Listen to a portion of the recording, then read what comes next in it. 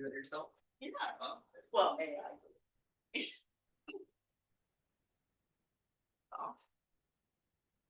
Right, so do we know if Bill's coming? I haven't heard otherwise. I expected him today. yeah, I have it. He says. I can text him.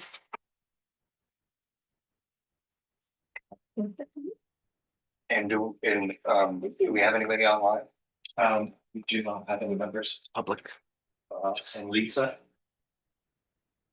She is not online, sir. Is she? Chad's the only one in. Yeah, I'll take a look. Not a big one or anything. It's fine. Okay. Yeah.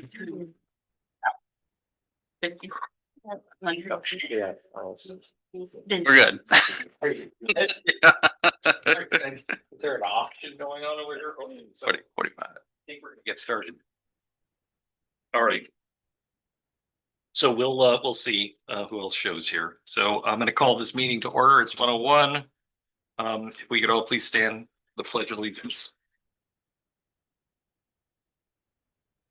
I pledge allegiance to the flag of the United States of America and to the republic for which it stands, one nation, under God, indivisible, with liberty and justice for all.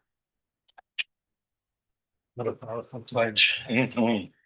Always get goosebumps. Okay. Let's do roll call.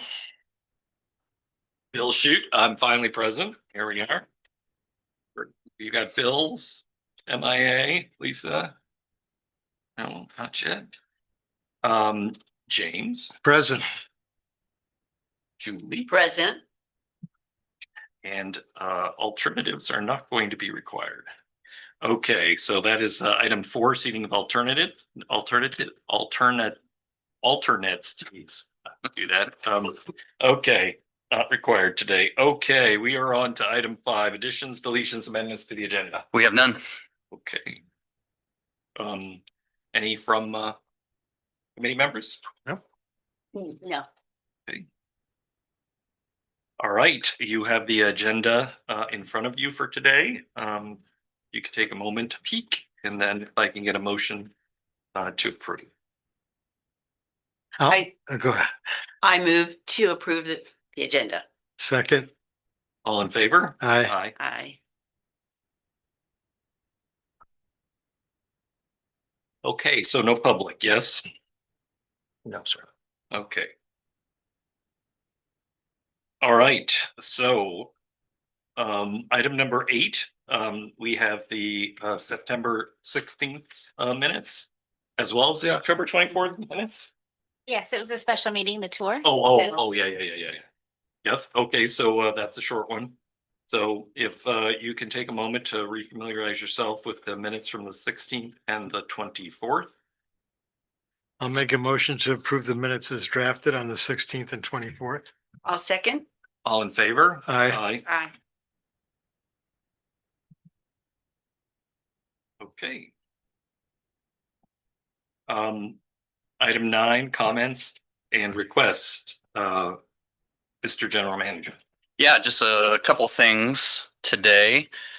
First of all, and bummer, Bill Stewart's not here. He took us on a wonderful tour of the Santa Luz community. Low water landscape, mandated low water landscape. We heard a lot about kind of the history behind it, but it was really a great tour. Really kind of saw what was, what's possible really with some really beautiful landscaping that uses a fraction of water, the water normal landscaping uses. So very much appreciated that trip. Had a nice lunch and it was a really good tour. Couple things district wise. We've got a couple in the moment. We've got a couple of pretty significant main breaks going on. Started on Sunday. We had reports of low water pressure, kind of in the Gerd Valley area, Montserrat Winery, kind of that area, mostly at the higher elevation. So people were losing pressure kind of up in folks that are living up on the hill. And also at the same time noticed a big draw of water from the Palo Mesa Reservoir. So we knew somewhere downstream of Palo Mesa Reservoir, we had a pretty sizable leak. Crews were able to locate it within about an hour or so. And there was a lot of water. Luckily no real damage. It was kind of discharging into a low-lying area, a creek area that kind of hits Gird Road, where there's the creek kind of runs all the way from there down to the San Luis River. So it kind of funneled all right into a creek, which is good. We didn't flood any houses or damage property that was apparent. But really difficult location. Transmission main that runs behind some homes down in a low-lying area. Pipeline is very deep, difficult to access. And so our crews actually for the last 2 days have been working on fixing that pipeline and restoring service, and service is being restored actually as we speak. There was only there were 16 houses or 16 services that were out kind of the whole time from Sunday until they're being restored right now, a pretty long period of time. Yesterday, to complete the repair, we actually had to expand the shutdown area to an additional, I think, 118 services. So a little bit of a larger area, but those will all be coming back into service. They actually may already be in service. They were doing it actually about 45 minutes ago when I left. It was being charged up. At the same time, on Monday morning, we got reports of another break over on Palo Mesa Drive. So Highway 395 right here in Palo Mesa Drive, 12-inch. We have 2 pipelines in that road, but the 12-inch, we had a break on that line because of kind of the short staff. We were kind of running our construction crew on 12 to 18-hour shifts on the Lake Tree event, or the one over in Gird. We actually utilized our mutual services agreement with FPUD, and so they sent a construction crew and assisted us with the Palo Mesa leak. So that really kind of freed us up to focus on the one that was happening over there off of Lake Tree. So it looks like we're just about through with that, but it's been an eventful couple of days, Sunday and Monday, and into today. Some late nights for some of our crew members for sure. On the Palo Mesa, or excuse me, on the Lake Tree, what happened? 18-inch pipe, corrosion on the bottom, just opened up, but it was a pretty big hole, which is why we were seeing a lot of water. It's 18-inch transmission main, so it carries a lot of water normally, but it was a pretty good hole in the pipe. Bigger than normal, but just corrosion. Mm-hmm. Yeah. 50, 60-year-old steel line. So they had to cut a section out, replace the whole section. It was, Is that similar pipe that goes in? Well, yes. Yeah, it is. We replace it with, this one got replaced with a steel spool and a couple of couplings. Yeah. You get the parts for this so quickly. Well, we have all that in stock. Yeah, we try to keep on stock. Most everything we would need to at least do one repair. Usually it's multiple, but we'll keep flanges and repair couplings and spare sticks of pipe and all that. When I've only been here, since I've been here, only once we actually had to go out and get materials we got them from another district, something that we didn't have in stock. So we try to keep it pretty well. There's only so many, 8, 12, 16, 18, 20, 24, it's so, we try to keep all that stuff on hand. But yeah, pretty significant one. Wow. Yeah. Great. Couple other things, and I know Amanda actually just had a meeting about this morning, but one thing that we're looking at, and this is actually something that kind of traveled with me from my previous employer. There's a smallish area up in the Rainbow area, where the Border Patrol station is. It's kind of an island service area. It's not serviced by us. It's actually in Riverside County, so just on the other side of the county line. That's serviced by Western. And Western's 50 miles away in Riverside. But just when the boundaries were established way back when, somehow that occurred. Western or they still do, I guess. They actually contract like emergency response and maintenance to Rancho. So Rancho responds to anything that happens up in that service area. But it's not theirs. So then Western reimburses Rancho. It's just like an operation and maintenance agreement. We have a pipeline that's 300 feet away from that area. And so I was looking at this, I mean, this is probably 5 years ago.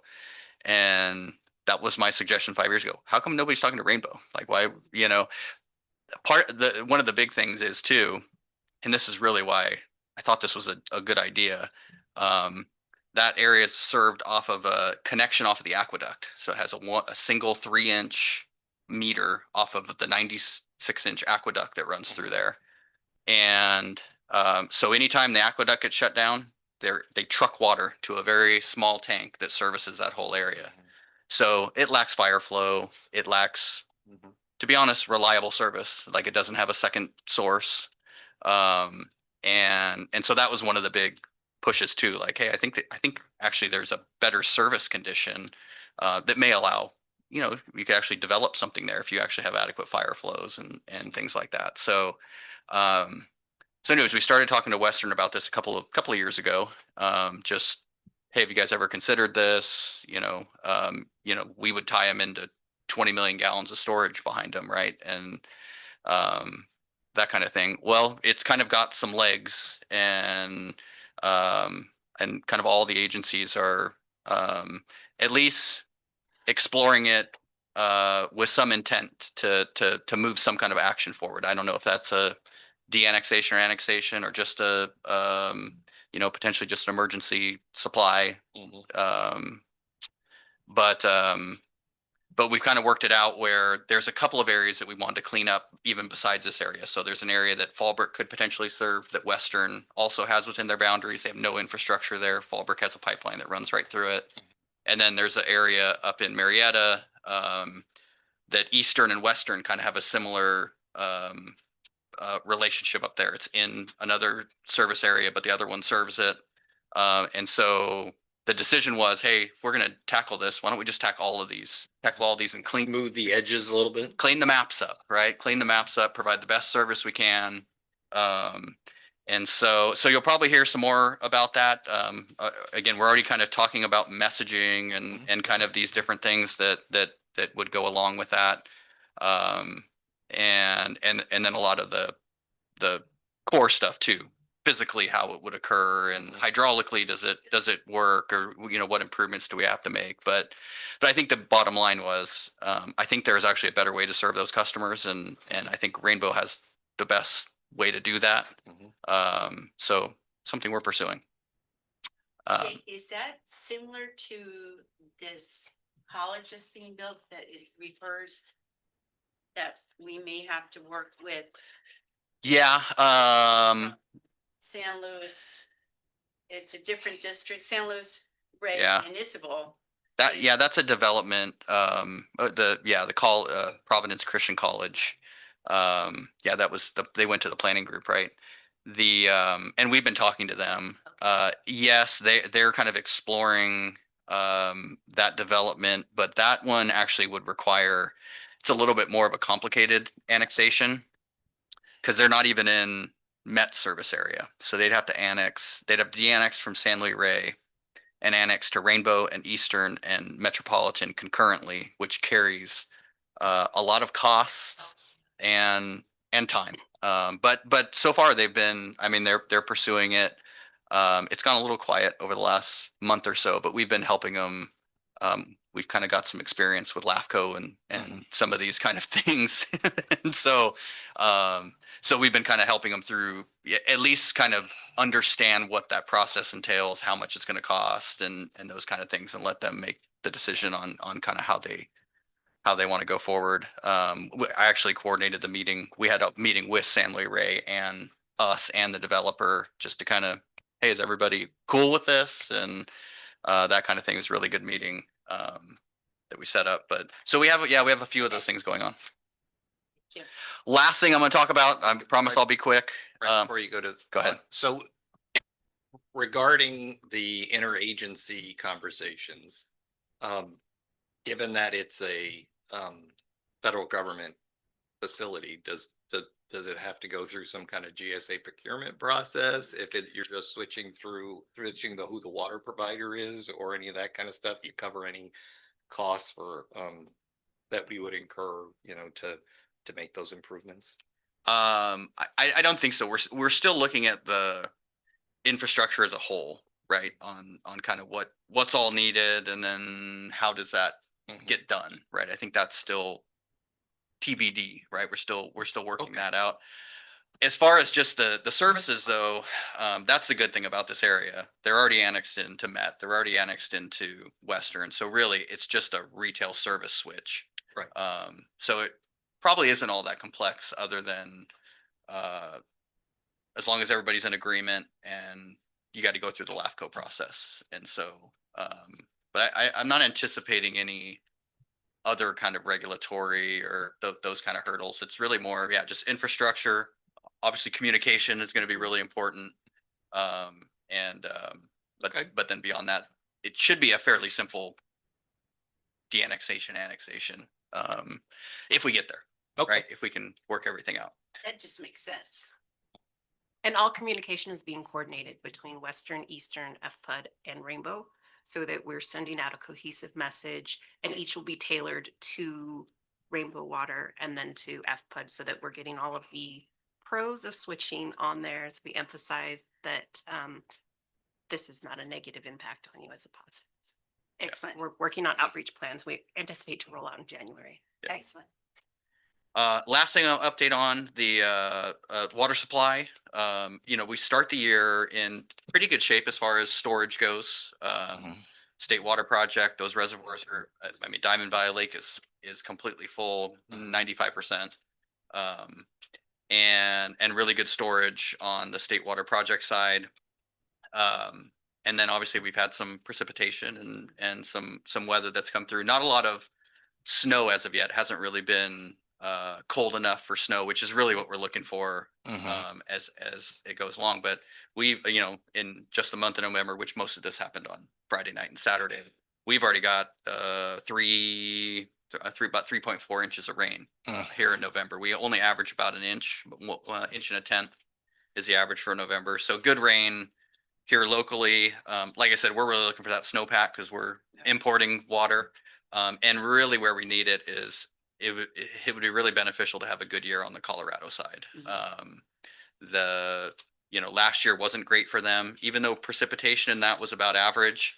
The runoff was only about a half of what it normally is. So that just indicates it was very dry and it just didn't make it to. So that's a good thing though. If we start this season off with some good rain, get everything soaked, and hopefully we kind of continue that.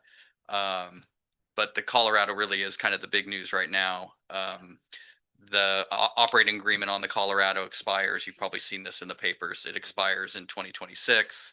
And there hasn't been a lot of cooperation agreement yet between the lower basin states and the upper basin states. So California, Arizona, Nevada, upper basin, Utah, Utah, Wyoming, Idaho. Dakotas? No. You're in Canada after Idaho. Yeah. And the issue being the upper basin doesn't want to take cuts, right? They usually don't use their full allocation. They have a 7.5 million acre feet allocation. They use 4.5, 4.7, 4.5. And the lower basin states have already agreed they would take a 1.5 million acre foot allocation cut. They had already kind of worked out how that would be divvied up, although in California that still has to be divvied up between the players, right? Imperial Irrigation, Metropolitan, So I don't think that's been fully worked out yet. But they just don't, yeah, so it hasn't moved very much is kind of our understanding. I was at an event on Friday and they talked, a lot of talk about it there. They had indicated they'd made some progress, but none of that has come out yet. So they missed the first deadline, which was supposed to come to some kind of general agreement by November 11th, and then kind of working on environmental requirements and things to get to keep the process moving. And but it seems like it's kind of stalled out. So What do you think are next steps then? well, I mean, they're continuing. My understanding is the upper and lower basin are continuing to talk. But I know, lawyers have been hired and, litigation is definitely on the table as far as that goes. Bureau of Reclamation can step in at any time. They could mandate a solution. They seem to be hesitant to do that. Last time it was like they were kind of threatening and but never really came down with and I think right now they have an interim head of the Bureau of Reclamation. So yeah, so a little rudderless too. So it's an interesting situation. That's why we're really hoping we have a good year so we don't also go into panic mode on drought in that on that supply side, because there's definitely a possibility that with last year's kind of poor performance, another dry year would have some damage. Yeah, there would be some issues there. So anyways, that's all my good news. Okay. Any questions for the general manager? Nope, that was a good summary. Okay, committee member comments. Well, I think it's gonna be just praise for the water district to support the Santa Luz visit. I always feel very strongly that we come back with a great deal more knowledge as committee members, that we can come back and share.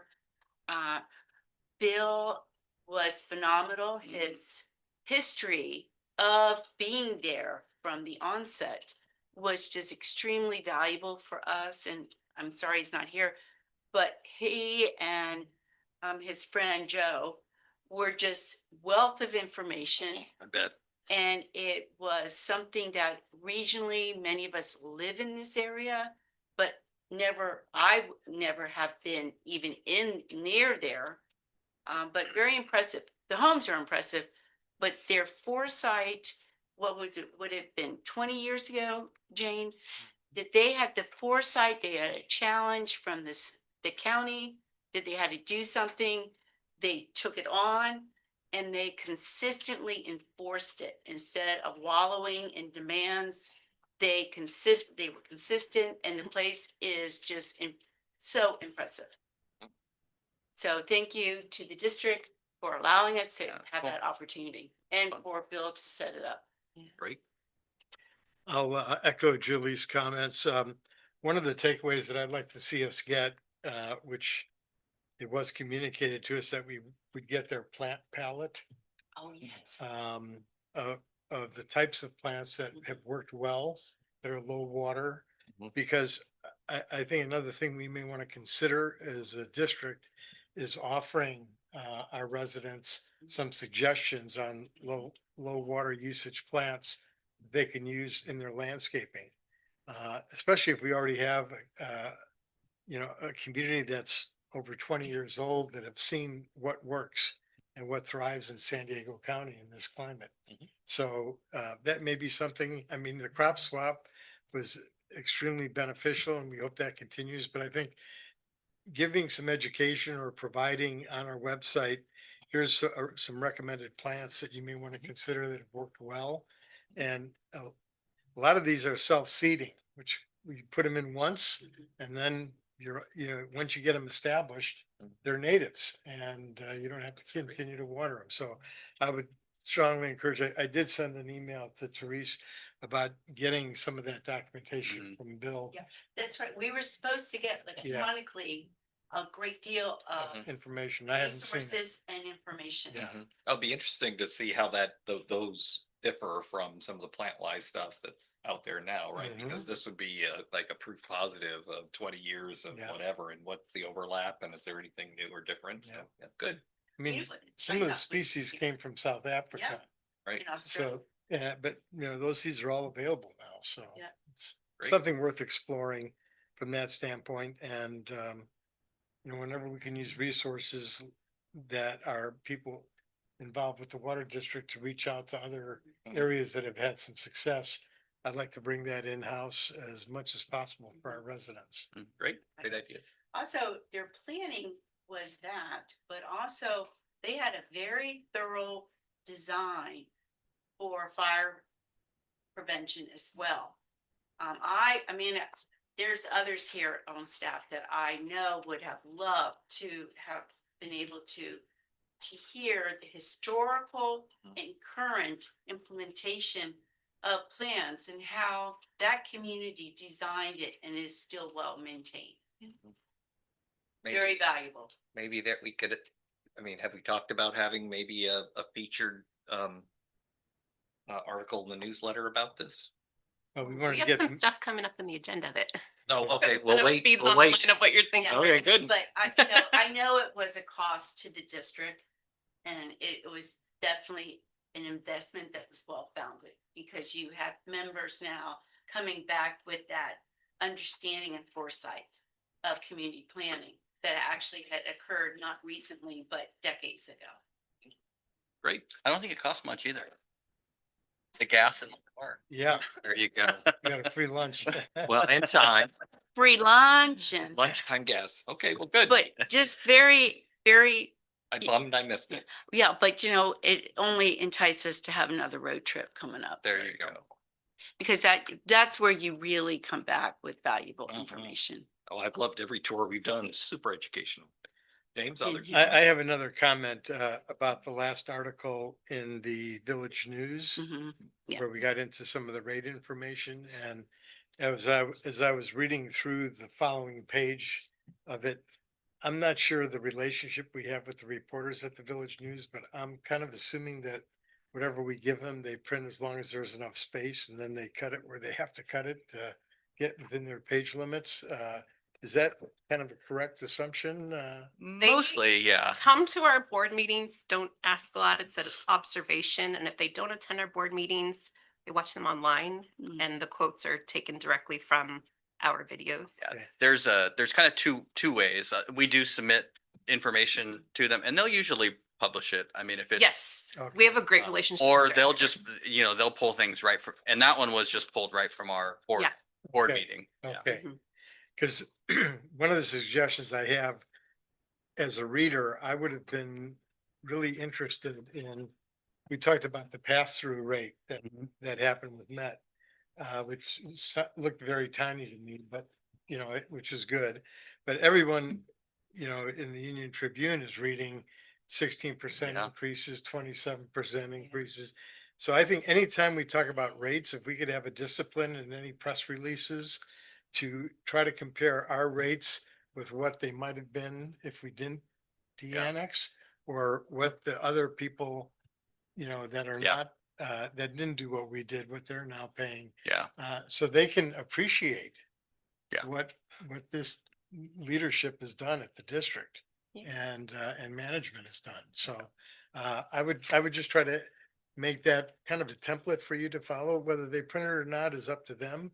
But anytime we can show that this year our rate increase is X%, but we hadn't de-annexed, it would have been X plus, or, Mhm, you know, people outside our district are paying this. mhm. And because no one's gonna dig for that information, so we gotta Sure. provide it to them. Yeah. is What my experience. Well, has been. yeah, I had sent you that one article that was coming out of San Diego, I think it was San Diego County. About the rate increases there post, and maybe it was about the desal water too. Mm, I think it was about the desal water and the, kind of forced to buy. and how much that costs, and all of that is avoided. Yeah. It's just, yeah, okay, well, good. All righty, let's see, my comments will be brief.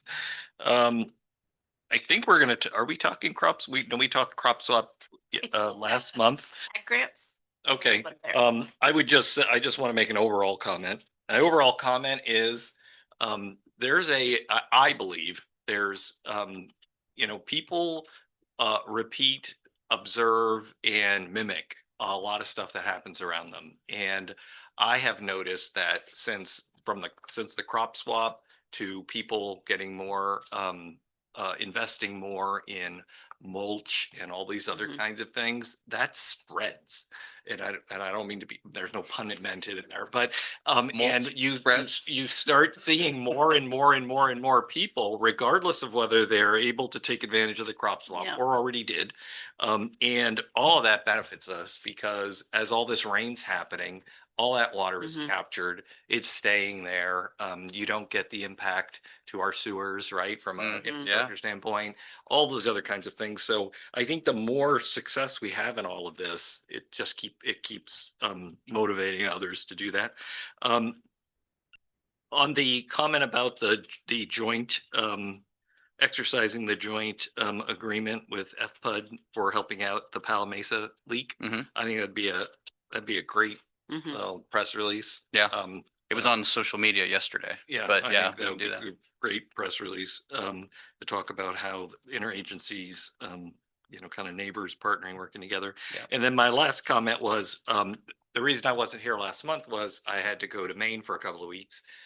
And I think I left on a Friday morning at 6 AM. On Wednesday, I believe it was Wednesday, um, my flume stopped transmitting and I stopped getting data. And I had been experiencing a small leak, that I was trying to track down. And by Thursday, I was chatting with Flume on their online chat, and they said, well, probably the problem is your transmitter Mhm. isn't getting a good connection or whatever. And I said, okay, it's always been in the same spot. It's been here for years. It doesn't make a lot of sense to me, but I'm not saying a device, some piece of equipment can't go, you know, clunky. So they said, move it closer and see. So I moved it closer, still didn't have anything.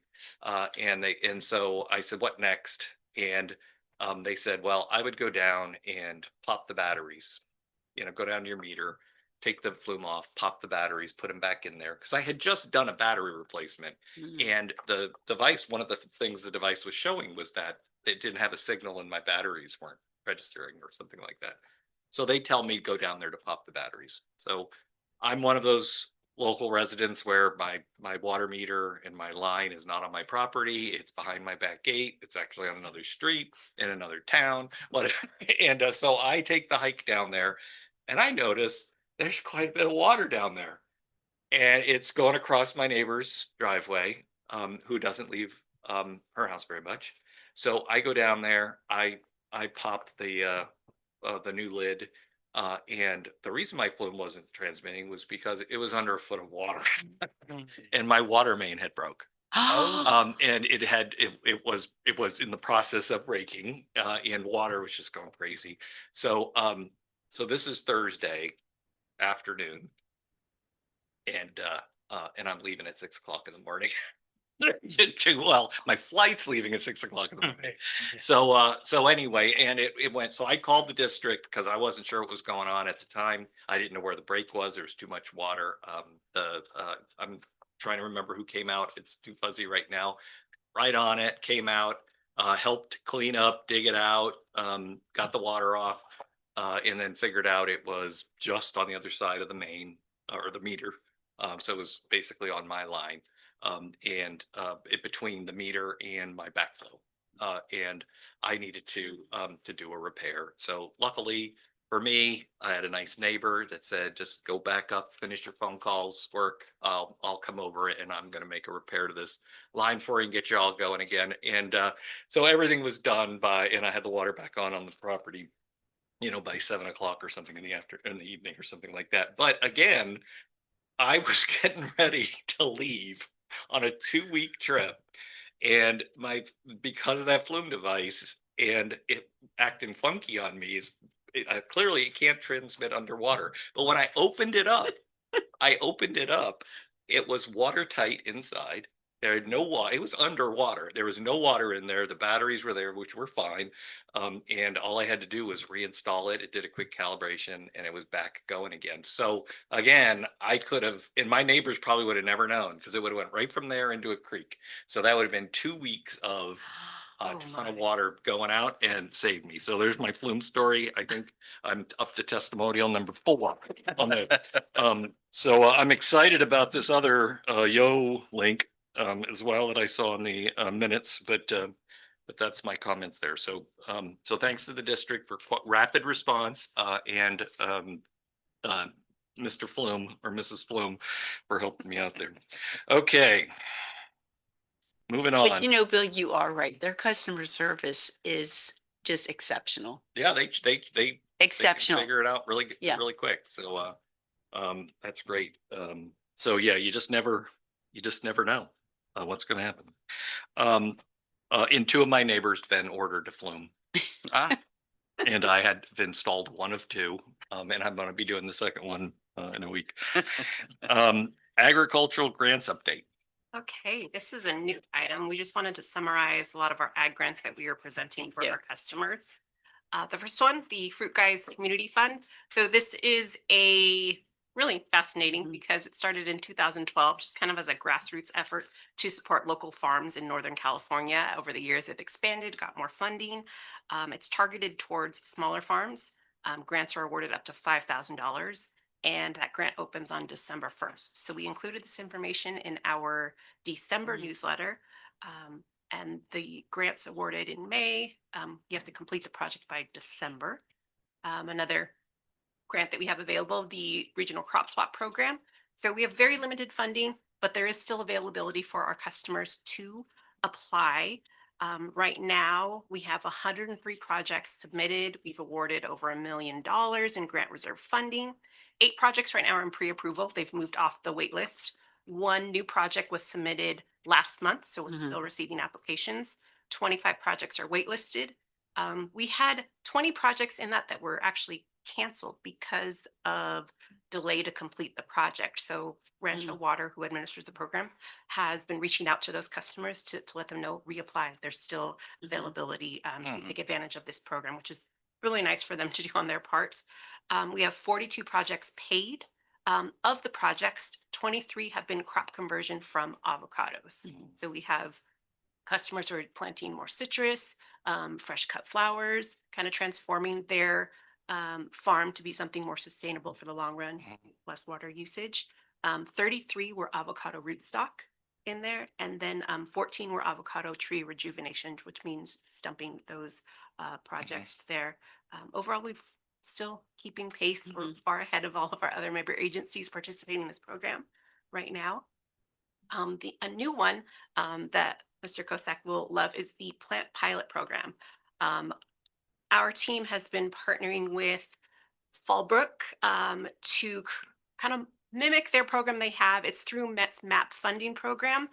We were awarded a grant that will be exclusively for our customers to receive succulents. So these are native plants, low water usage. There is no requirement for them to replace turf, but this is a program we plan to roll out probably in February. We are going to give out the plants in April. Similar to Crop Swap, we will have an application process online where we will approve customers and they'll receive 2 flats of succulents in April that they can use to plant on their property. We've partnered with a local agency, Silverthorn Nurseries. Actually, that photo right there, that was from our visit. Esther, myself, and Mick at FPUD went to visit this nursery. Very cool. It's 4 generations of farmers here in Fallbrook. They pull plants from all around the world. We're talking South Africa, Italy, Australia, and they grow them all here in our little community. They're the #1 grower of golden barrel cacti in the nation. So we got a full tour and got to see the little saplings that are now being planted, and they'll be ready in April and dropped off on site here. We're very excited because this is a program we have not done before, but it's going to kind of bridge that gap between introducing sustainable landscape, also giving our customers an incentive to start that push on having landscape changes while also fulfilling our turf replacement. And we're kind of tying that in there. We plan on partnering with Met to host a landscape workshop, and then also Mission Resource Conservation District to host another workshop. So that's all coming Thanks. next year. Excellent. With this program, is it possible that our local school districts, that there are students that may have ag interests, is it possible that they can put in for this? So our plan with this program is to reach out to schools, which you've already started, for community service hours. They can help us facilitate this program when we Okay. start distribution. We also plan to reach out to our local school districts for availability of plants. So we're going to give them a chance to select a couple flats as part of their non-functional turf replacement. You kind of read on about that in later on in the agenda.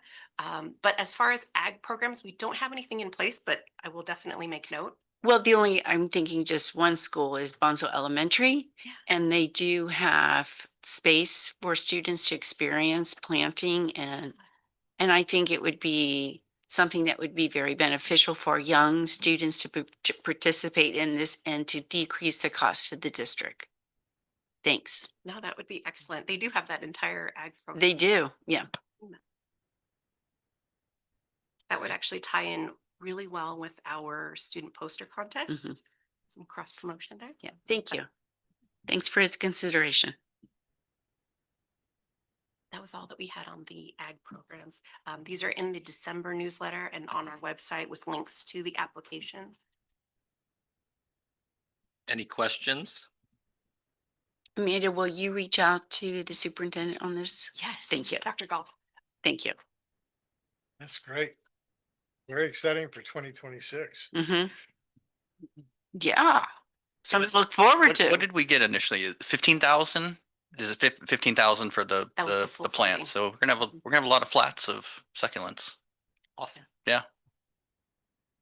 Okay, moving on to item 11, water use efficiency update.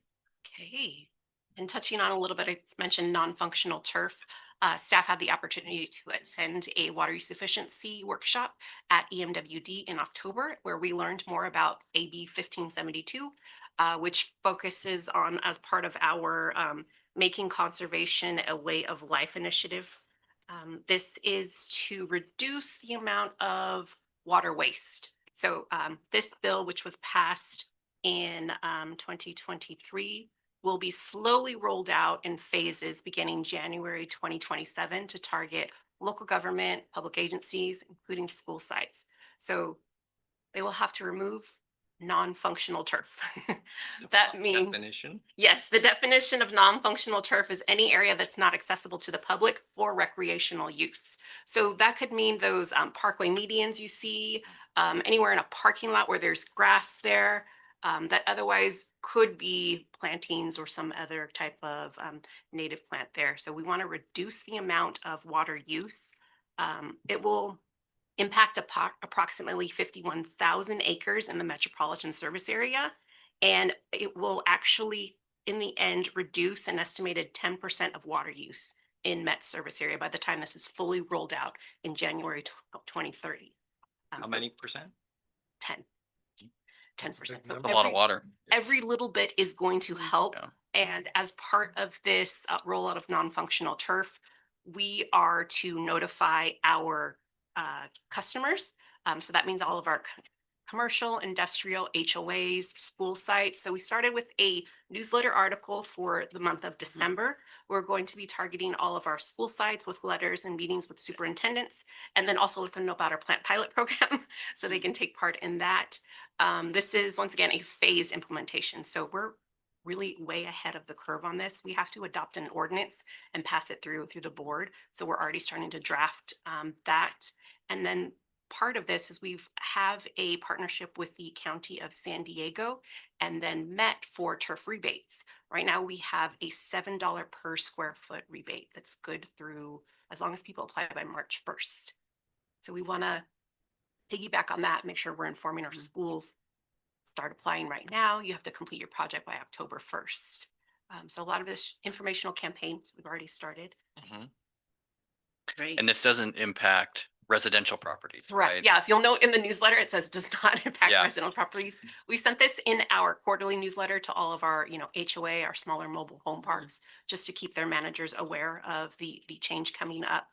So we do have a full year to roll this out until we can adopt the ordinance, and then it will be up to each agency to enforce. Mm. We're not going to be the grass police. Right. Yeah.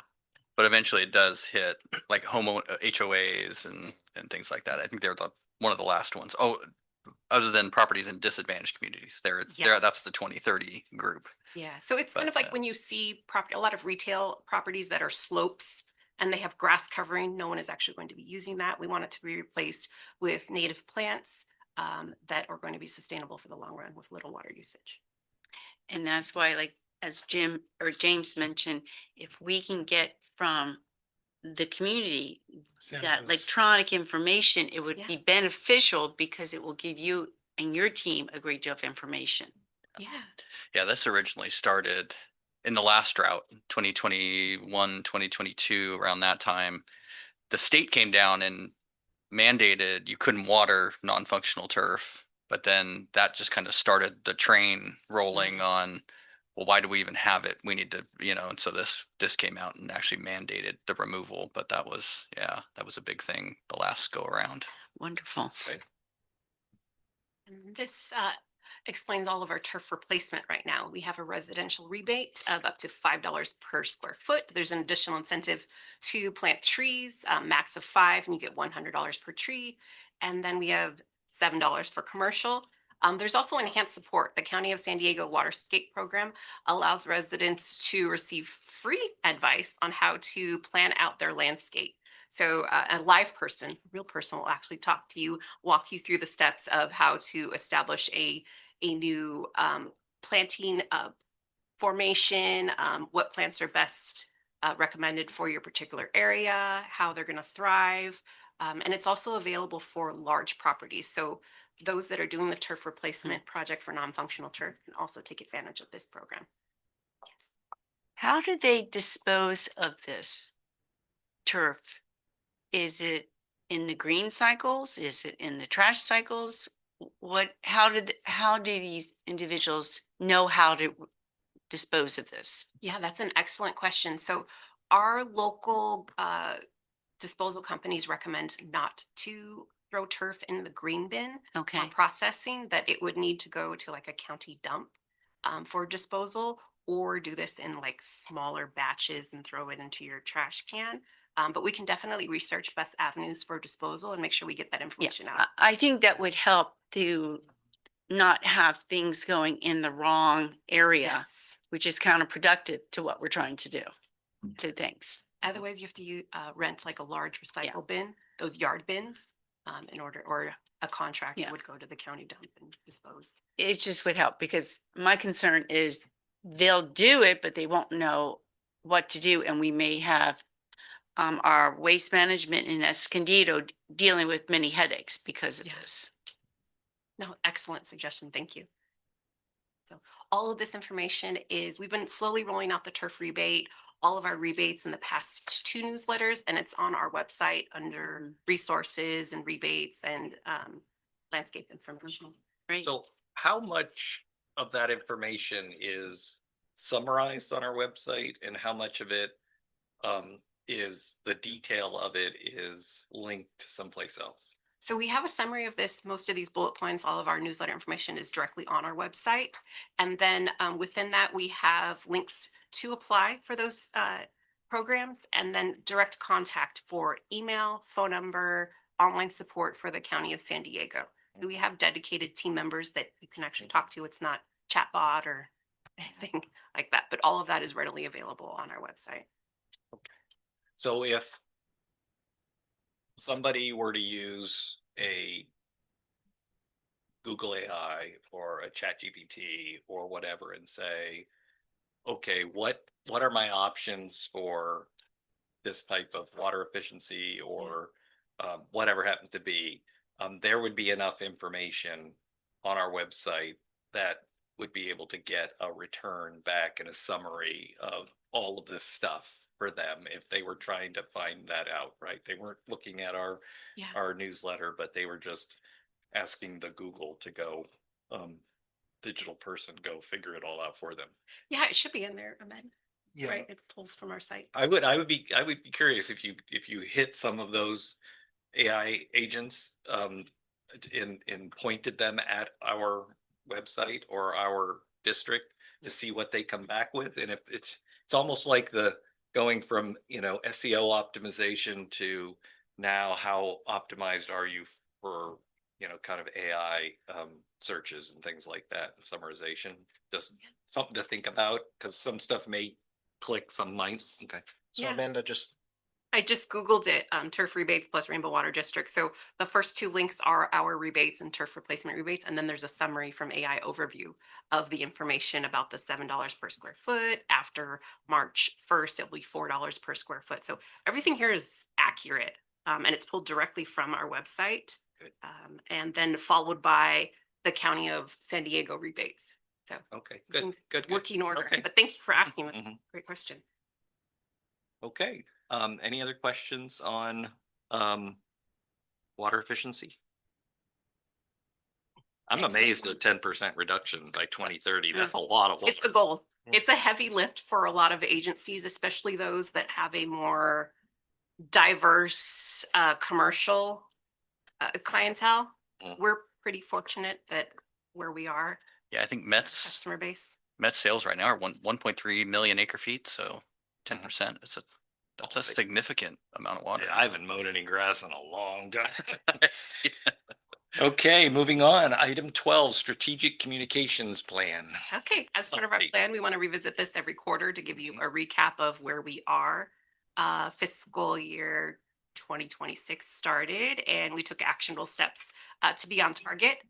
The digital media policy is our biggest item that took a lot of research and drafting. So that's available later on in the agenda. So we will bring that for adoption and consideration. The website has been a top priority with making necessary improvements with accessibility, fresh new content on there, making sure that we are keeping up to date, especially in emergency events. That's always our top priority. Ahmed and his team keep us up to date in those middle of the night breaks. So, thank you. We expanded community outreach. So this was a huge part of our plan that we were able to rapidly move forward on, thanks to a lot of our contacts that we've had in place, networking. Attending those small community events has been very helpful for us because we get to meet people face to face, otherwise that we would have had to reach out via email. So I have worked with agencies that I never would have thought I would have had I not attended the North County Fire event. That was extremely helpful. And that kind of got the ball rolling with the Mission Resource Conservation District, FPUD plant program. So we've done a lot in a very short amount of time, and a lot of this will roll out in 2026. Going into phase 3 for starting in January, we're going to launch a new customer feedback survey, build out our 3-month content calendar, working on e-newsletter. It's really focused on a lot more digital space so that we're getting information immediately to our customers, updating our brochures, fact sheets. We're already working on our rate sheet adjustments there, setting up internal communications so that we can present you with those nice numbers on where we're at, how many clicks we're getting, what's our return on investment, and then finalizing our internal brand guide. We're doing a little bit more expansion of our digital assets. Okay. Yeah, so just a little bit. Questions on, the implementation update? You have more slides on this, or is this? One more, it's just kind of an overview of all our goals that we had inside of the strategic plan, things that we've accomplished with our reports, water quality budget report that we got 2 awards on, which was wonderful. It was a huge collaborative effort across multiple departments. And goal 2, strengthening our relationships and trust. We're going to roll out that communication survey. But a lot of this is made possible through stakeholder input, people like yourselves, our committee. A lot of this would not be possible had we not received your input, your suggestions, because you're out there in the community, you're experiencing it, other things that we never would have been aware of. So we thank you for giving us more content, ideas, and that it really helps make us better as a district. And then utilizing the newsletter to expand with relevant information, just really in-depth articles, content that's going to be helpful, not just fluff on there, transparency and dialogue. We've made sure to get feedback through our board meetings. And then also Teresa and I have been working on a new online form comment submission. So we can introduce to the public ways to not just write in letters. There's a form now on the website that you can submit a letter for board comment. So you don't need to be here to be heard. You don't need to like sit in on the live meeting. So we want to make sure that we're giving the public full access to be able to voice their opinion. It's really important for us. And then timely updates on construction outages. That's main priority there. Consistent messaging across the board from the website, newsletter, our customer service, meters team. We want to make sure that we're giving the correct information and not just little tidbits. Two things. Would you please send to committee members your PowerPoint that you just Yeah. went over? I think it's be good for us to just have that so we can review it continually. And then I do not know this, but it is time for this team to start presenting at Aqua and CSDA about your communication and the progress that you have made. It's great you're telling us, but it's time to, if you have not done so, to start presenting professionally at these conferences. Yeah. In my opinion. Mhm.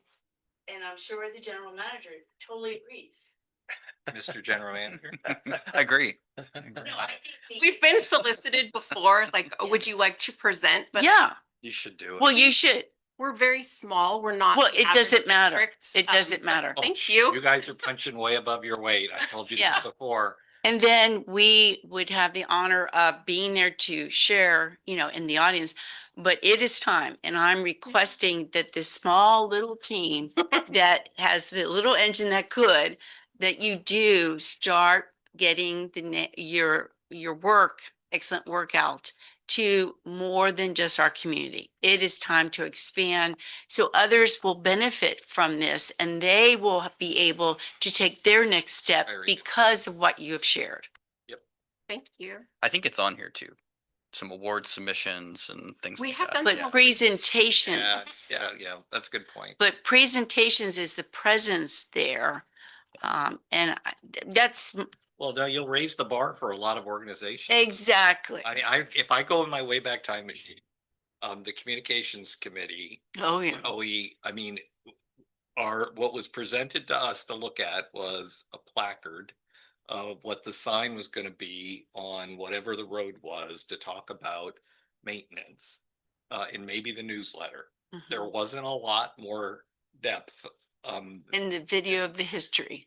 Yeah, way back, right? There wasn't, I'm talking about on a monthly basis, and now fast forward to Since your 2015, Bill. and your I have been strategic, here. your strategic communications plan and all of this outreach, all of these programs facilitating all, it's just off the charts. You should, because there's gonna be plenty of districts out there that are back in our Wayback Time machine and are not here, right? So I have it on for suggested agenda items that you can go over if you want your proposals. Yeah. But Aqua and CSDA the members would greatly benefit from this. I think Capio was the one that we had an email about as well. Yeah. And I don't know That's, that, yeah. That's in But San Diego in May. but so Well said. Yeah. I Okay, have one other item to add. I think you've opened up a very valuable door in terms of feedback. I find most districts and other public agencies get into a lot of trouble when their constituency does not feel like they're being heard Mhm. and there's no vehicle for them other than just showing up at a meeting.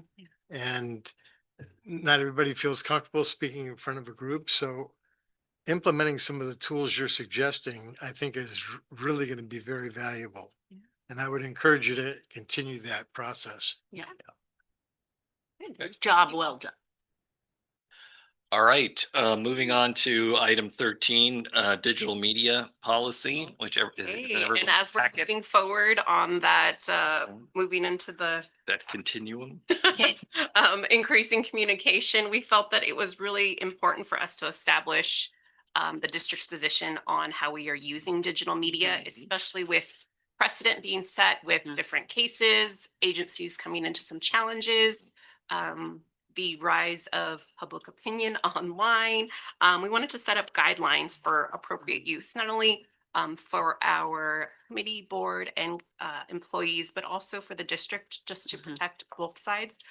And this was something that was a long time coming. We've done extensive research. Therese and I have reached out to other agencies, received samples, input, small, comments about how this is really important. Ours was created post-COVID, so it's a lot more robust compared to other agencies that started this in like 2018. So this overall was supposed to expand our communications with the public and our community partners, promote successes through the fire department. We've done all of this, inform about grants, emergency events, water use efficiency, and having a digital media policy will help us just amplify and increase engagement in real time. So it aligns with our communication strategic plan. It's our strategic focus area of communications and customer service. And within the policy, you'll see guidelines for general use of social media, authorized user policy, meaning that those that can speak on behalf of the district, we narrow it down to a GM or a board president or an appointed PIO or the social media administrator. Reminding that, everything that we do have posted online is also privy to the Public Records Act. So we will have to abide by all of those guidelines there. Online meeting standards. We've seen a lot of change with how zooming in virtually to a meeting, we want to make sure that everyone is presented, in a professional manner. We've seen those, videos where there's people behind, kids behind, people not dressing appropriately. So we want to make sure everyone is presentable. This covers personal use, general use. The personal use is just to remember that you are a brand ambassador for us as a employee and as a appointed member of a committee or a board. And we have in there an option for a disclaimer, these views are my own. It's pretty standard for most agencies, and then also any general elected official in there. But the main thing is we wanted to remain in compliance with all of our social media laws, the Brown Act. But we do encourage you, go ahead and go through any of the items in that list, and we're welcome to feedback. Can you spend a little bit of time and go through, just summarize the 6 personal use items that you've got in the policy and just kind of verbally state them to the committee? Yeah, absolutely. So under is it section G, personal use? This is to cover anyone who's district personnel, board members, appointed committee members. You're free to express your opinions. That's absolutely fine. However, it shouldn't negatively impact any sort of district related business. So we want to make sure that we do have that differentiation there. Item number 1 includes a disclaimer on your account to create a clear boundary. That's going to be like, these are my own views. They do not reflect the entity that I represent. Opinions are my own. Number 2, shall not speak on behalf of the district. So that's to make sure that we don't have people going kind of off topic from where we want. We don't want to have any misinformation out there. So the people that are appointed to be those speakers to the media, whether you're getting a direct message or a post on your page, we want to divert all of those inquiries directly to the GM, the board's president, or the appointed person. We want to protect ourselves and make sure that we are not disseminating information that is the district's kind of confidential information. Any emails that may not be something we want to release to the public because it's privy information, or it's just not something we need to like give too much detail about. Mhm. Kind of look back yesterday with the emergency event. We gave a very high level overview. We didn't need to get into the nitty gritty of all the details of the event. We were still working. Then we through have everything. rock and then we start. Yeah, it's just not really the message we want to give out, nor is it something we want everyone to nitpick on for us. And then let's see, item number 4, we want to prevent anyone from using social media while on duty, so that safety of the utmost importance there. We don't want you driving along, taking video of a job site. That's just to protect our team there. And number 5, this has to do with the Brown Act, shall not engage in a conversation or a quorum with the board of directors. So this could also include not just comments on a social media post, but liking, simply hearting something. Say if there's 2 other board members that hearted something, gotta refrain from engaging, even if it's a thumbs up or something in there. So that Teresa and I worked directly on to make sure that we were in compliance there with the Brown Act. We want to avoid having discussions online with board items being discussed Mhm. in open forum, because that could open a whole can of worms for us.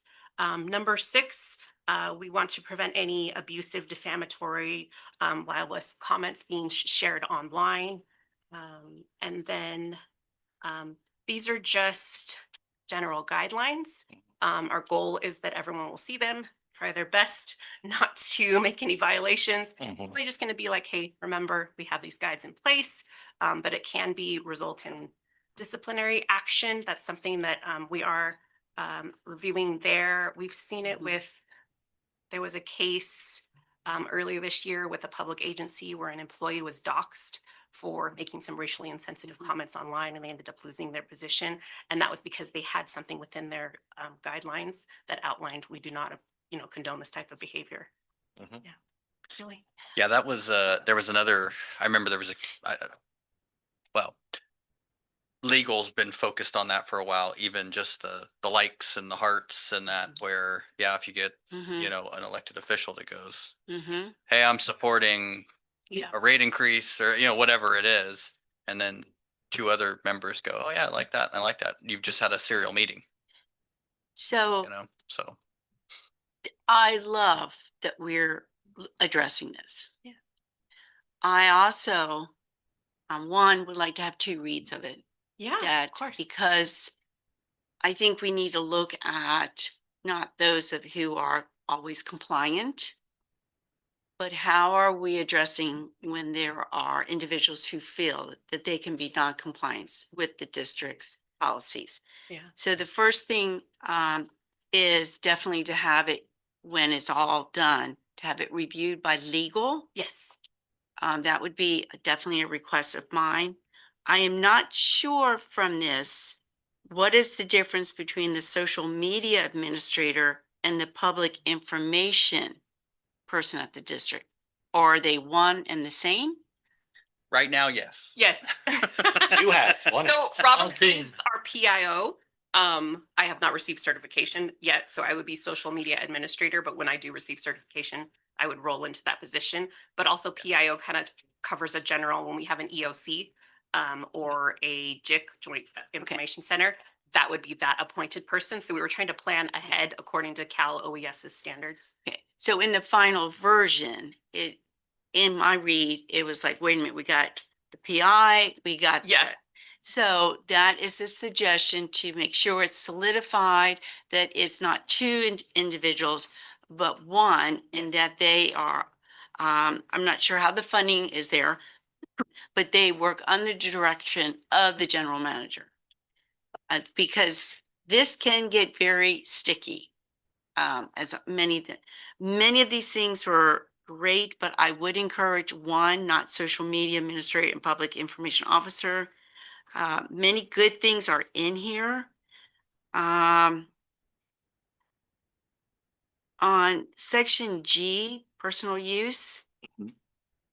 It may be clear, but it wasn't clear to me. On number 2B, it states the general manager, board president, and or appointed spokespersons are the only representatives. I'm always a little hesitant when there's more than one but that may be because if there is contention, possibly on the board or just to protect the district. I'm thinking more of protection of the district. So just narrow it down probably to the GM likely. Well, Right. Okay. our administrative code actually kind of defines this, you know, where these Mhm. things fit in. As for, you know, myself, I could speak on, you know, Yeah. I get calls from the media and things like that. But it does separate it between like public events. A lot of times that's the board, And board that's fine. president This- or the vice president. And then, but then operational matters are the general Mhm. manager. So our administrative code actually goes a little deeper into like Okay. where those things lie. And that, Yeah. and I'm just thinking of worst case scenario. We want to make sure that we have all our ducks in order. And I'll tell you why. CSDA does a training on governance for new board members. Yeah. And they gave multiple examples of districts and others that had something like this. But what happens when it goes wrong? Yeah. And so that's why legal review and also, but phenomenal work that you have done, you and Therese have done on this. I did have one question. In our meetings, we allow online participation. But in this, am I correct that you're asking anyone participating online to be off camera? No, this is actually for the committee or board members. When they're on camera, use a virtual background. It was a suggestion if you're not speaking to turn off your Okay. camera, but we've since had some internal changes with our staff where we ask everyone to be on camera, Yeah. so that can definitely be corrected. I think some of it is we've received some feedback during board meetings Mhm. where people are on the screen in full view and they're not necessarily paying attention or they're distracted or And so therefore, it could be that whoever that inappropriate appearance, however it's defined, then whoever is monitoring all this, if something becomes inappropriate, that it is that this individual will be off video. And maybe it's already on here. I don't know. I mean, the ability to mute somebody or turn their Ability video off, to mute and take off video when kick things, them out of the meeting. I just, having been in some difficult situations, I'm not looking, this is excellent, the work that you've done. What happens if something goes wrong? Do we have it very clear and concise? What will happen? Become insta famous.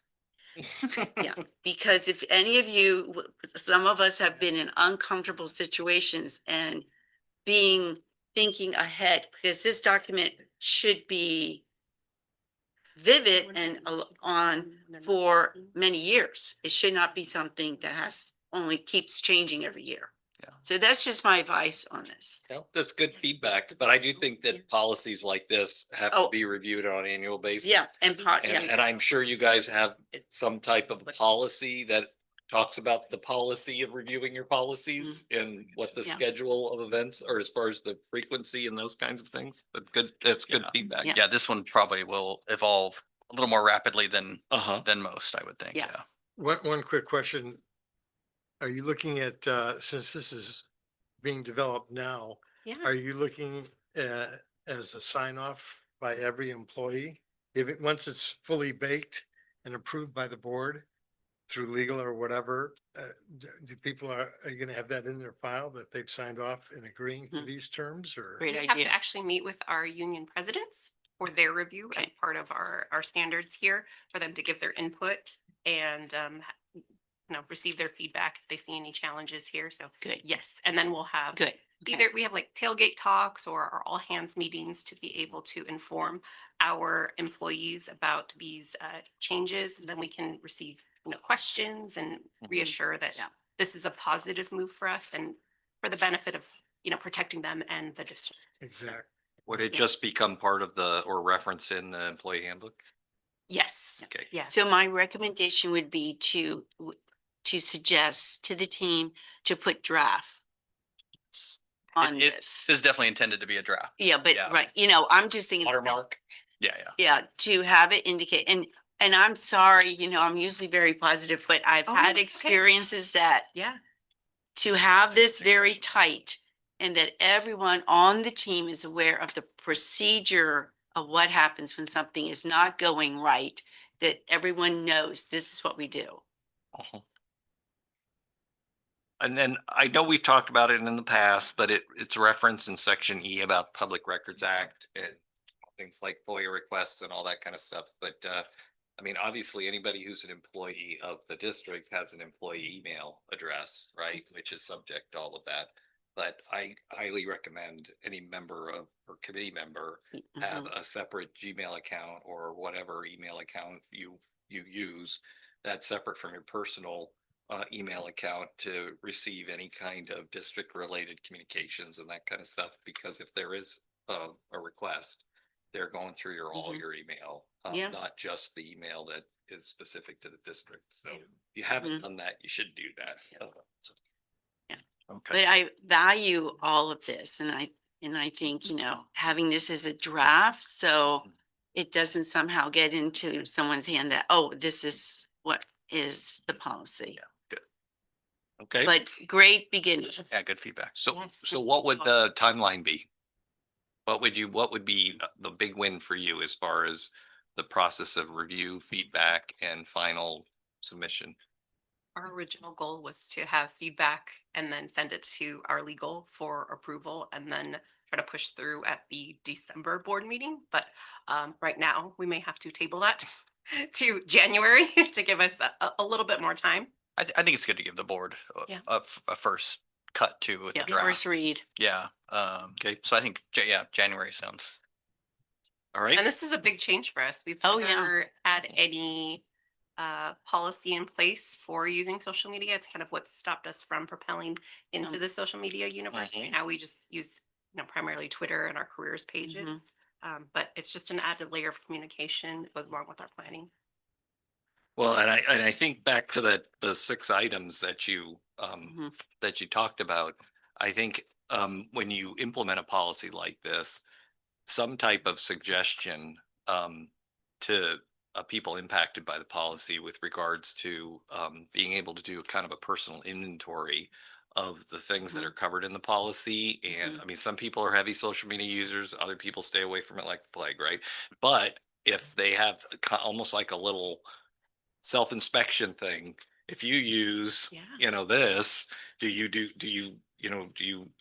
this kind of behavior? Do you talk about these types of topics? Do you back to your hearting and liking and all those other kinds of things, to give them a way to kind of apply it to how they personally use in what they talk about would be helpful too. I don't know exactly what that Yeah. looks like, but yeah. Okay. But great. All right. Let's move on. It's time for item 14, website. Okay, so as we've been moving along with our strategic communications plan, updating our website, we found that we needed to do some cleanup to remain in compliance with all of these Senate and Assembly bills here, American Disabilities Act. Part of that, we are in compliance with Senate Bill 929 and then Assembly Bill 434, but a new standard was proposed for 2.1 and 2.2, as well as with the Americans with Disabilities Act. And that was to have all documents that are uploaded to websites be fully accessible. Mhm. So that means that individuals who use screen readers, something for, like, say, if you have a cognitive impairment, any vision impairment, and you use an assistive device to help read through or tab through a website, would also need to be able to read through and tab through every single PDF document that is posted on your website. And within that, those documents had to show correct reading order. Mhm. So what a title is, the subtitle, bullet points, a table, every individual item, and then that had to be tabbed through and accessible. We found out about this and quickly hit the ground running, starting to look at all different avenues that we could go through. We realized we had like hundreds of thousands of pages on our website. Our website was just a general holding space, Mhm. for agendas, any applications, reports, dating back more than a decade or so. So staff conducted an accessibility audit. We went through to identify documents that were needed, some that we could replace or completely remove because they were no longer relevant. And thanks to our incredible IT team led by Ahmed, Caitlin and Freddie were able to filter through 2,785 documents. And that doesn't include the page count. Some of those documents had 250 pages within them. And we're able to whittle it down to, now we're even less than this amount. This was just last Thursday. So we've had wonderful progress. Our original quote to make all of our documents accessible was $70,000. We went through multiple vendors, researching different avenues. Teresa and I went through training, so did Ahmed. We were trying to identify every possible way that we could keep our costs down without having to bring on board an expensive service as a software, because our first quote for that service as a software was somewhere around $17,000 a month. Huge. So with this massive reduction in documents, we engaged with accessibility experts, sent them documents that we regularly compose, agendas, our giant budget book, our CCR report, and they were able to go through using like AI software, which wasn't always the best with translating those documents, use accessibility plugins. None of those routes were very successful options for us. We did that at document removal. We had it at what, 75%, and then Ahmed, now we're 87.5. that our internal team was able to remove just documents that were completely outdated, that were not necessary for the public to have on there. So we've made incredible progress, I think, since August. We just started on this journey.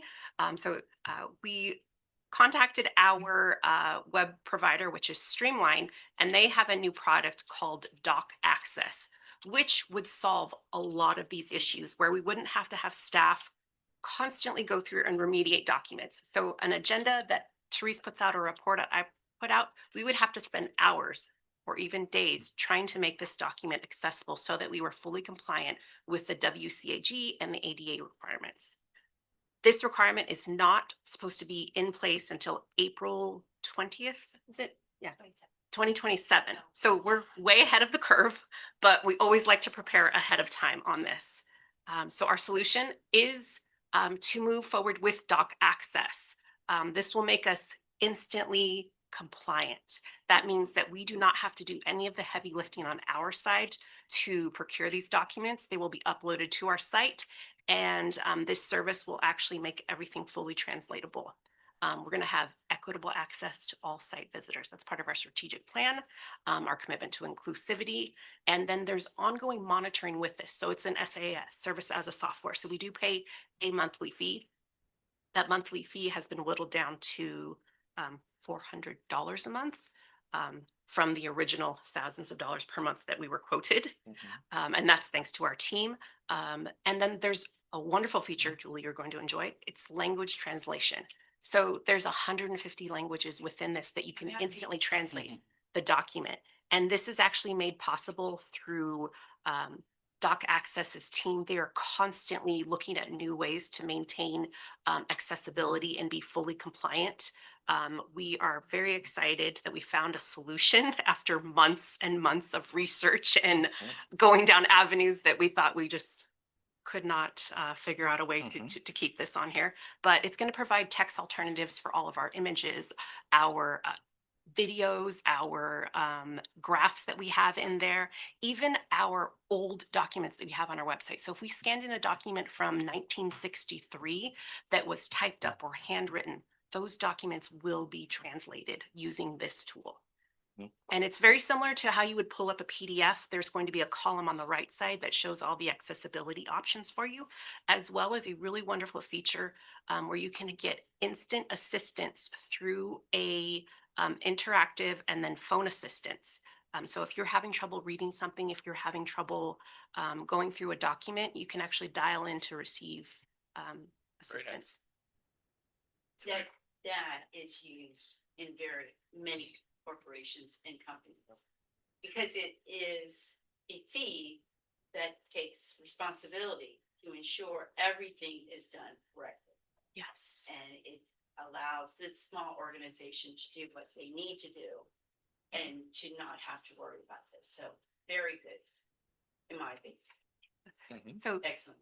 our recommendation is to subscribe to Doc Access and then launch this in tandem with our new homepage layout that we will have, kind of that facelift we showed from our previous meeting. It's going to make it a lot simpler to identify things. We'll have icons. So we kind of want to start off new year, new look, new way to access documents. Along with that, we're going to be updating our FAQ page so we don't have many links going through. We're going to add in a public comment form that we kind of mentioned earlier so that people can comment for board meetings ahead of time. And then we're going to continually update the website with relevant content that we have in our newsletter, any videos that we have. We're kind of still keeping the momentum thanks to a strategic plan. So what meeting was the presentation in on the website? Where would that be? Previous meeting that we had in September, we went September meeting. over some of a preview of the website. So we're going from having this very compartmentalized homepage that was, our banner here, our quick links, and then we scroll into all of our, subsections. This new website layout, you can actually see it in this on the left. It says report an outage. That's a preview of the new website. Okay, so it'll be on the website. That deck will, PDF of that deck will be on the website from Yeah. September. Yes, we do have Okay. that available. All right, great. It's just to make us look more professional, pair up with our brand, give us a much needed, rejuvenation in here. All right, comments, questions? This team always amazes us. We always think, okay, this is good, and then they just come back to next meeting and. Getting better and better. But That's the way. That's good. Thank you. It was a huge group effort. Yeah. Ahmed, Freddie. Caitlin and Freddie. Deeply appreciate it. Yeah. Please, the teamwork here is incredible. And I think this one too, I mean, beyond just, I mean, it's a really good thing to do, right? Have your website be accessible and all those different things. For me though, I mean, looking at it, it reduces our risk too, because, there's always, and I've been through a couple of these, not so much on the ADA side, but some other things where you have, lawyers that like to make a buck, right, off of these kind of non-compliance things that maybe a small district like ours might struggle with.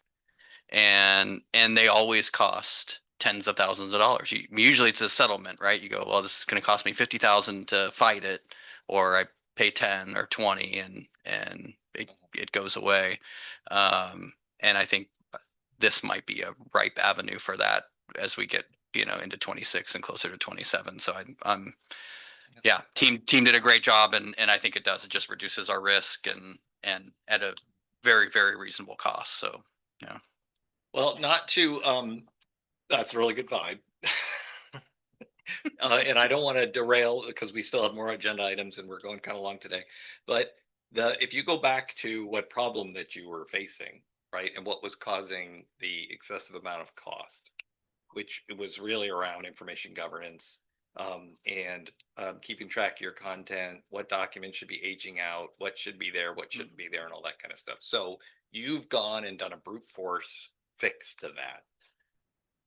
What are you doing to keep the problem from happening again, right? As far as having retention policies around documents and when things are required to be kept as access to versus the stuff that you can defensively delete and get rid of, right? So can you talk a little bit about what you're doing? Yeah. Well, Teresa and I, and then Ahmed and I have made sure that we are fully compliant with everything that needs to be posted on the website. Ahmed and I work in tandem to ensure that we do have the most relevant information. And then we are going forward, ensure that we are keeping everything. I think we've left it to the latest, sometimes 12 months or 24 months of documentation on there. And then all of those documents that we did have previously on the website that staff was using as a resource, we're developing SharePoint to be able to access them because like many agencies, we use our website as a holding ground for items, and most of our hits do come from internal navigation to those sites. Same thing with our YouTube videos. We use them to go back to remember items.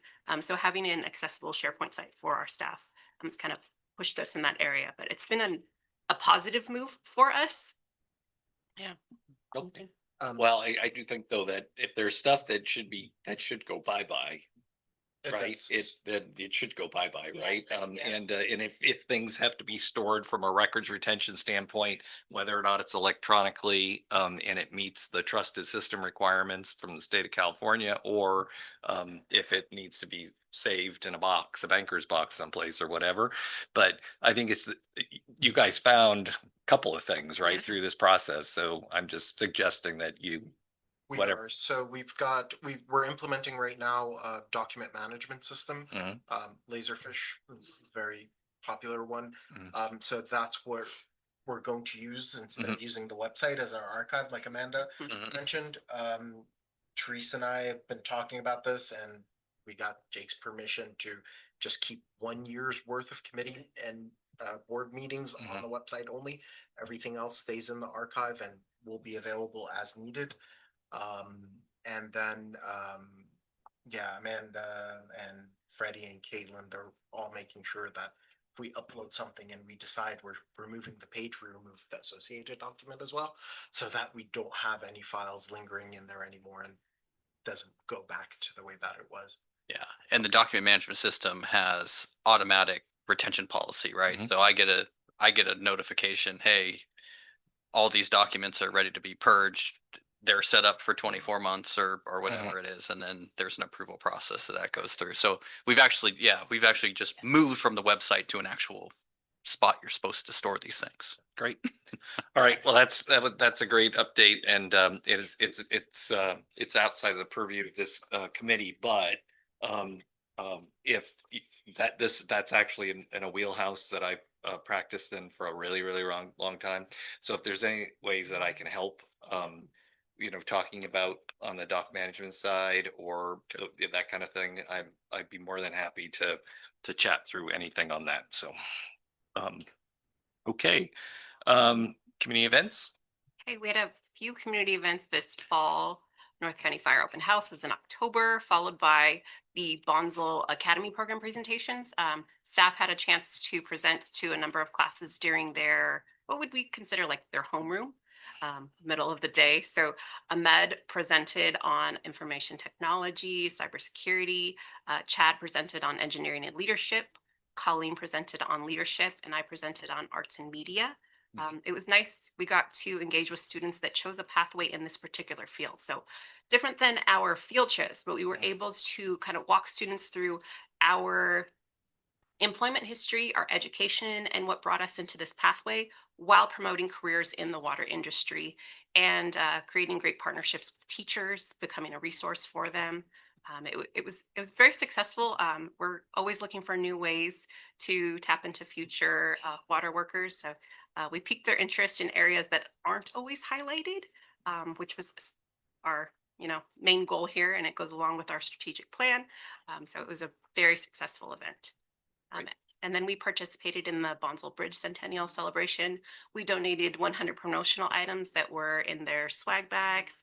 So that was a great way to participate there. And then upcoming, we are partnering with Boys and Girls Club of North County and Fallbrook Food Pantry. We are designated sites for the food drive and for the toy drive. So any unwrapped gifts can be donated here directly in our lobby up until December 12th. And then general dry goods, any gift cards to grocery stores can also be donated here. We have 2 boxes in our lobby, and those will be sent off on December 18th. All part of our community outreach. Great. In case anyone is interested, the Bonsall tree lighting ceremony is on November 29th, starting at 4. And I believe Fallbrook has their activities right before that. Okay. And this is an overview of what we did this year.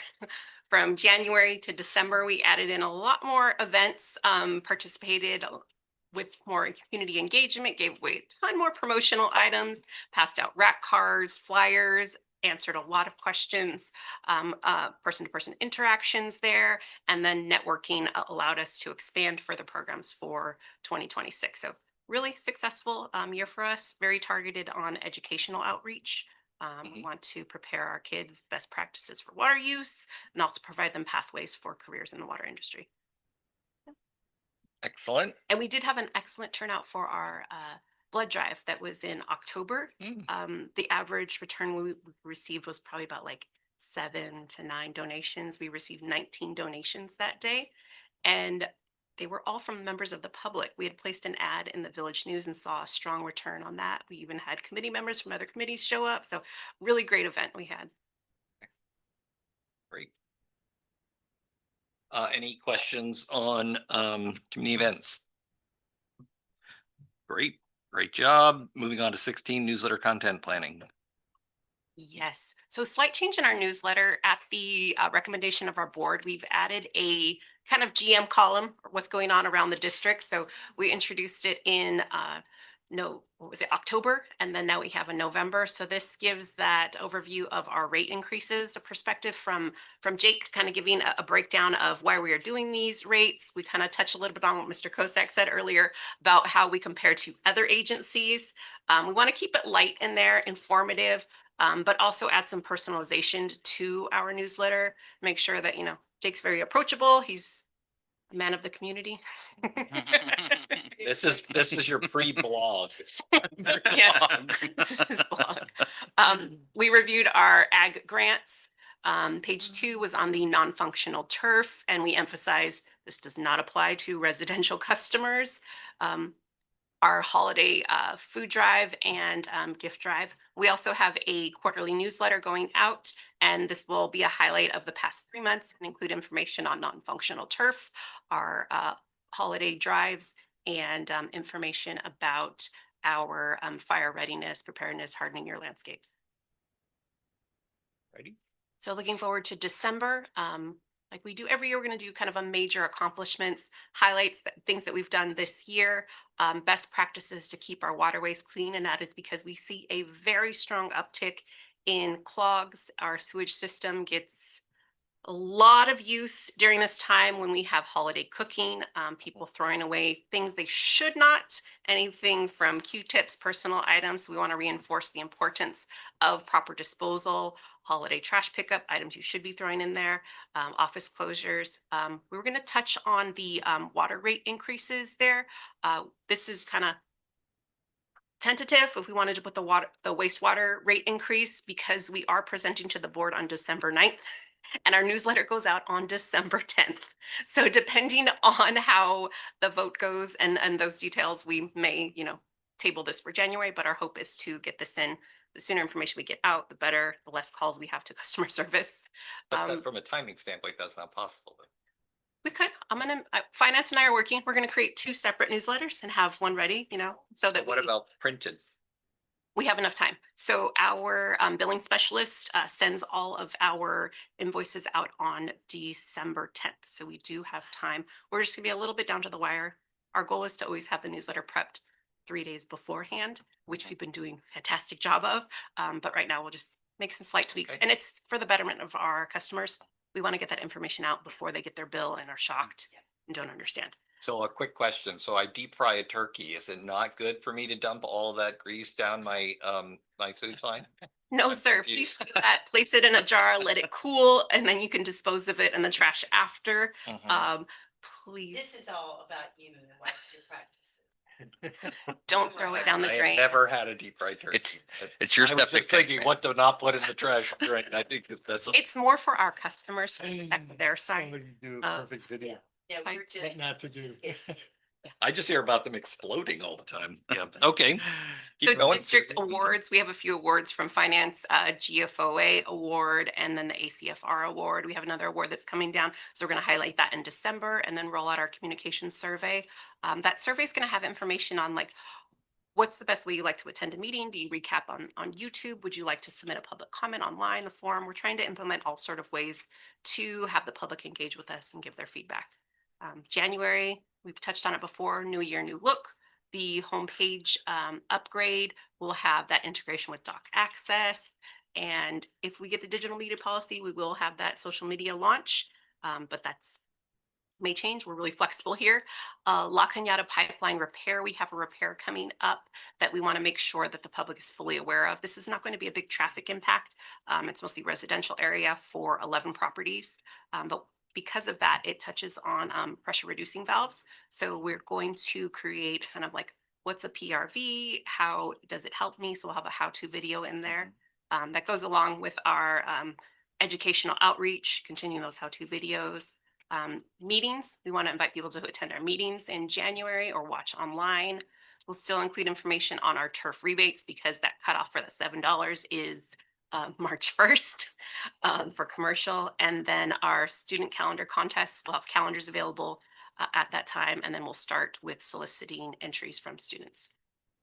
That pipeline, it is a replacement too, Yes. not a repair. Sorry. Yeah. No, it's Was in mode yeah, yesterday. 4,000 feet or so. So we're gonna, pretty significant replacement project.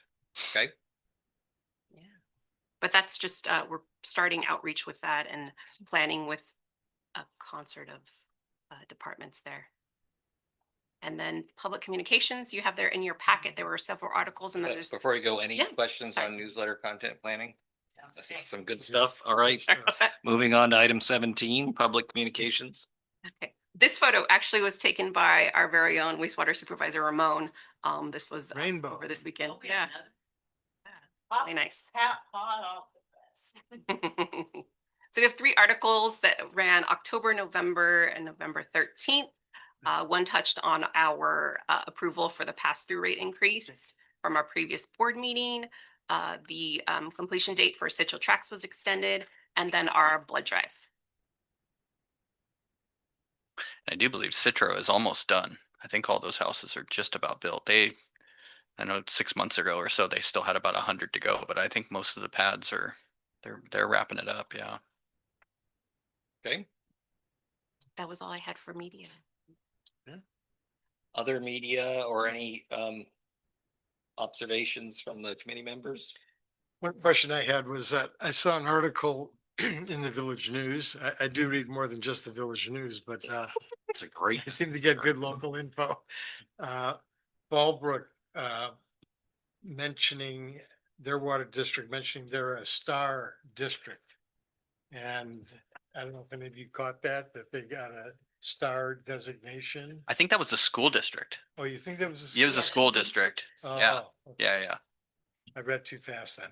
They like to do stars. Okay. I was wondering if there was any other water district awards or designations that we can apply for.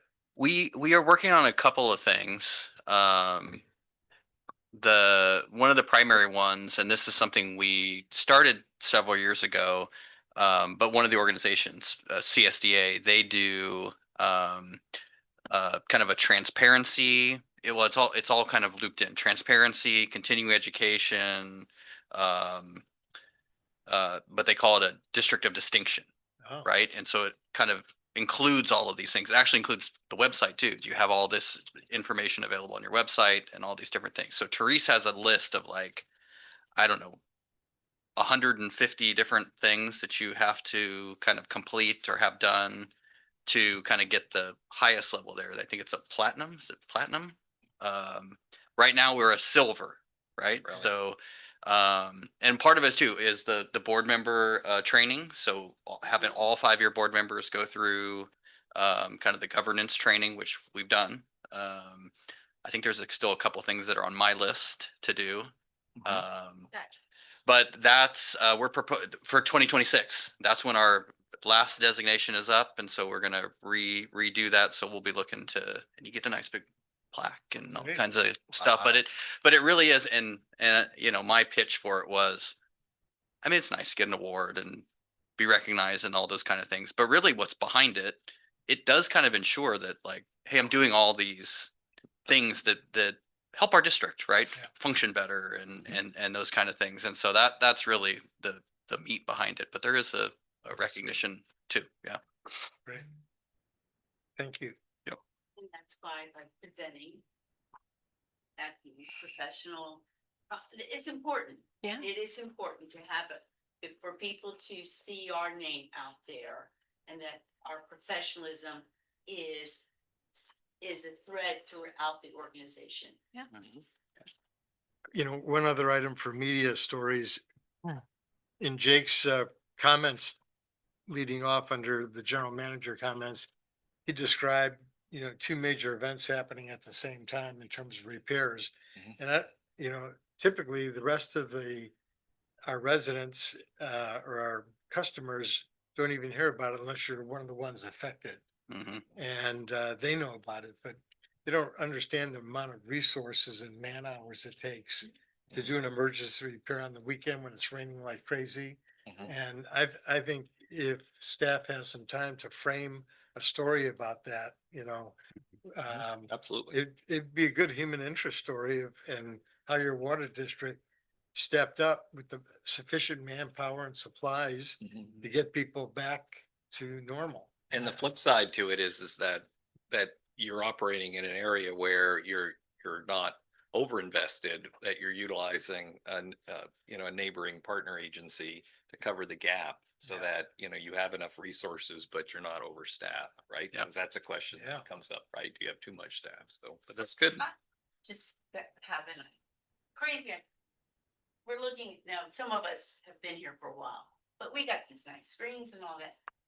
Is it financially possible that we have out in the lobby a screen that is demonstrating like the hero stories and that while people are out there waiting for board meeting, but it's like showing the highlights, like at a board meeting, we honor our employees, you know, and all that, but it's done. Well, how about the heroes and how about that it's something that's going on out in the lobby that people cannot miss when they come here to visit? Just thought, I don't know if it's possible. Like But Jake- maybe you Jake's thought of blog. this already. And I'm now, and I promise you, they did not say anything to me. Pitch Jake on getting a new TV out front. We have thought of it. It's been around, remember, and like, look at this. Yeah. And I know it's great. I know we talked about that We and did. for some reason we held off, maybe because the lobby was being redone or painted or. The lobby was being repainted and Mhm. I believe we decided to go more simpler, just the pictures, because we were thinking of putting like the pictures of the board members on the screen and things like that. And yeah, I think. But we'll revisit that. I think, you know, I think all that's good. But what I think is we're missing the heroes. Yeah. Out there, the people that really are doing the grunt work and having photos of them doing it out there. And it's not those above that are sitting here, but they're out there in our community pouring down rain, repairing. That's just my take. I think it's a good idea and it Mm. goes right into public communication and being able to share that. So great. Yeah. Yes. Good. Anything else on public communications related media stories? Okay, going to item 18, suggested agenda items for next meeting. I'd like to go back to the website update if we can. Just for indulge me. Obviously the digital media policy should come back, right? Yep. Metric updates on calls and. Is that next month? Yeah. Yep. Okay, or next, so, but it's not till January. Okay. Oh, we don't meet December. Okay, so in January, I would like to propose that we just have an update on what our lobbyists are doing. Yes. Oh, we plan on doing that. Okay. We did. Okay. Anything else? You guys think? Anybody want my notes? I'll take them, Julie. Well, and then the huge. Okay. I think we're adjourned. Thank All you. right. Thank you. Great. Mhm. Okay.